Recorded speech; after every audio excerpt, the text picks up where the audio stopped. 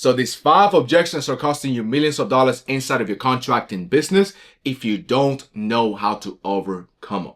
So now we're going to go one by one and break it down and essentially give you the word for word track that we use to essentially obliterate them, delete them, put a bomb, nuclear, gone.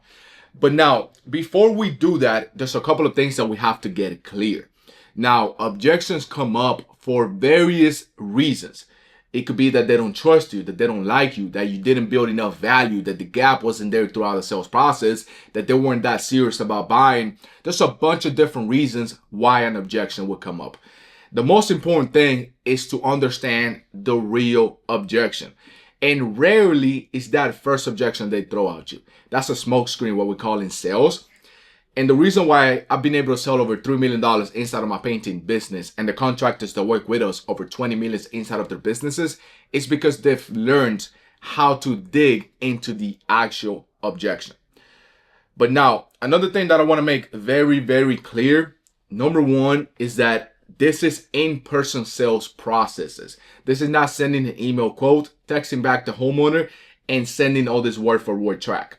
This is not shooting over an email, then getting ghosted and then try to reach out and find out why. This is in-person sales process, right? This is what allowed me to go from 20 to 30% closing rates to over 85% closing rate now that I'm doing inside of my contracting business. Now, let's break it down. Number one, I need to think about it. Now, there's various ways that we can go about this. But for the sake of this video, let's assume that you went through a perfect sales process. You build the gap, you build value, you dig into their pain, their motive, the reason why they wanted to buy. And then whenever you pitch the price, you use that information to your advantage to essentially try to close the deal. And now they ask you, hey, Jorge, everything sounds great, but I just need to think about it.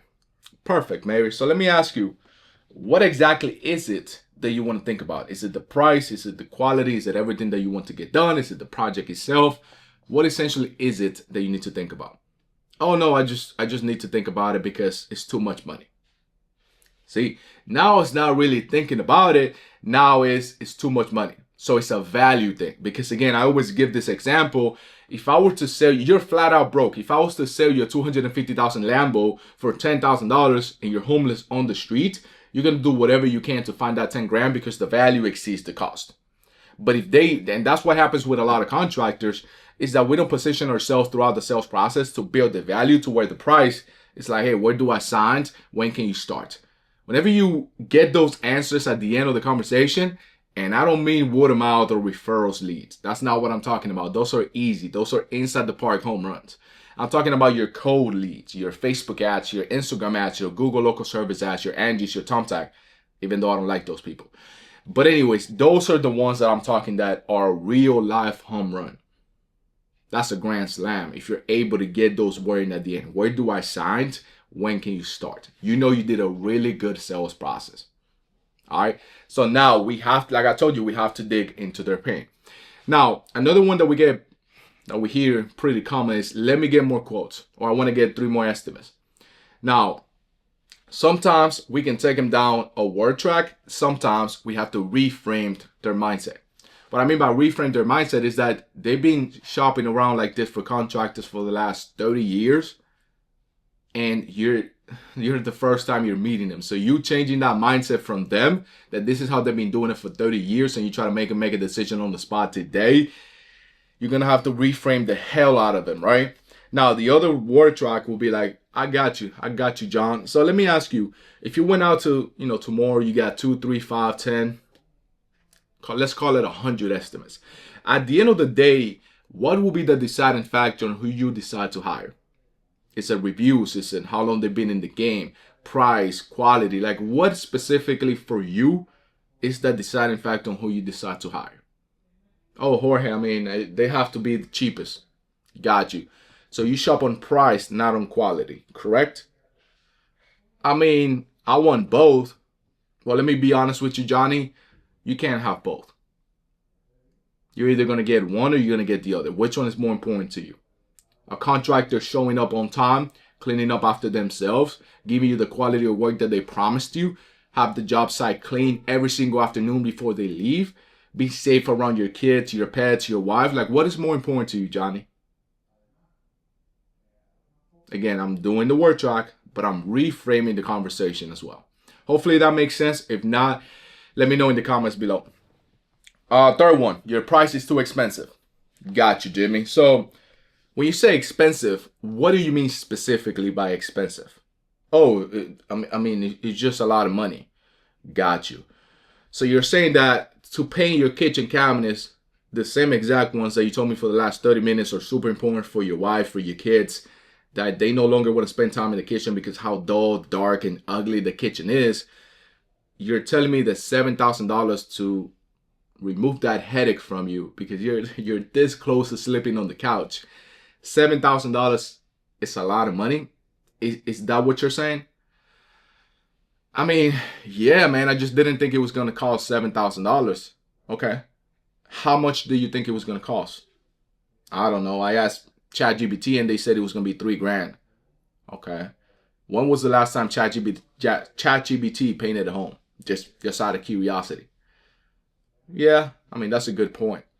Yeah. So, Jimmy, this is what I want to do, man. I know I quoted you for the highest end Renner 2K product, 2K catalyzed, perfect finish, everything like that. If budget is out of your league right now and you still want to give your wife, your kids the kitchen of their dreams, but you don't have the $7,000, how about I quote you at $6,000, save you $1,000 instead of the Renner 2K products? Maybe we go with the Emerald from Sherwin-Williams or the Advanced from Benjamin Moore. Still really great product, but saves you a little bit of money. Still same finish, same process, same prep. We never go into shortcut on that. And we can help you give your family the kitchen of their dreams. How about that?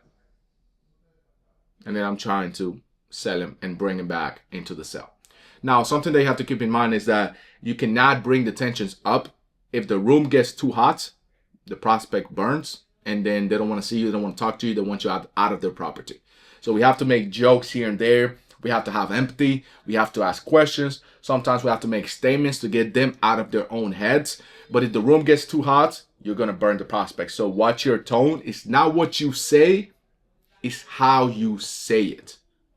Remember that. Write that down.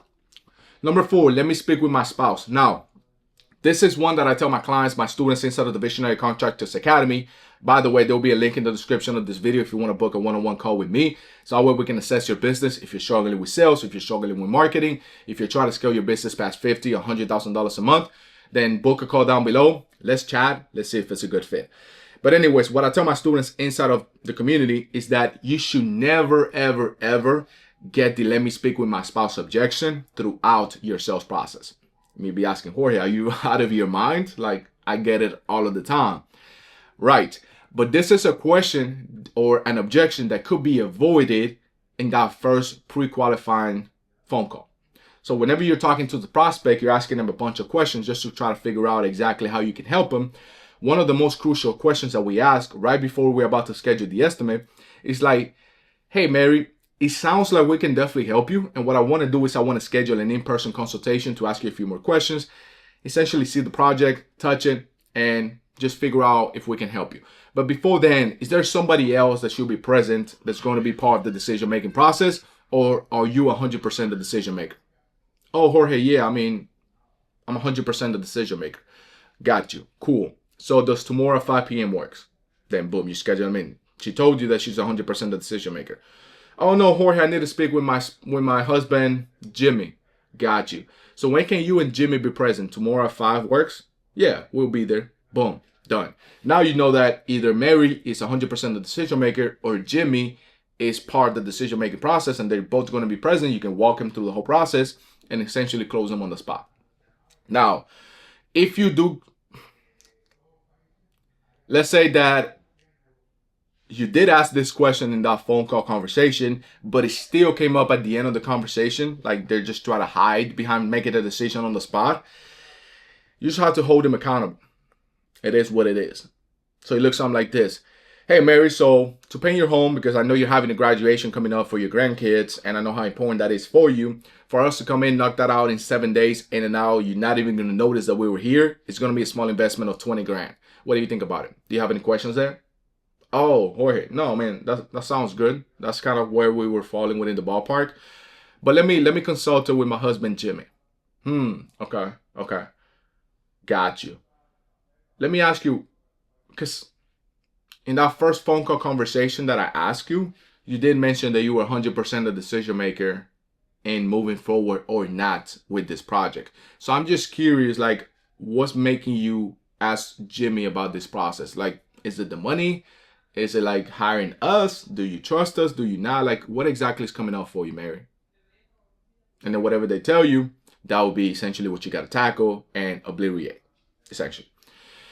Now, last one, 5. I will start the project in 3 months. Again, this is one that should not come up. You should always, if it's not on your instant forms questions whenever you're running ads, if you have a secretary, whoever's calling, you should always ask, when are you planning to start this project? That's a key question. And I will start the project in 3 months. It's not a yes. Unless they sign the agreement, they give you the deposit on the spot and you book them in for 3 months later and they know it's not a non-refundable deposit, that's not a closed sale, right? That's still an objection and we have to overcome that. Now, if over the phone they tell you, oh yeah, I'm just looking at prices right now or shopping around, then at that point you make the decision if it's worth your time to come out and try to close the deal. If they tell you that, yeah, as soon as possible, and then whenever you give them the price, they tell you that they want to wait 3 months, then you know something else is coming up. All right. So there's are different ways. I mean, there are 1,000 more that you can kind of go about this. I'm a huge fan of asking questions whenever I'm going through, objection handling. But sometimes we have to make statements and we have to cut through the bullshit. Because the homeowners will give you a bunch of bullshit. If you fall for it, it's your fault.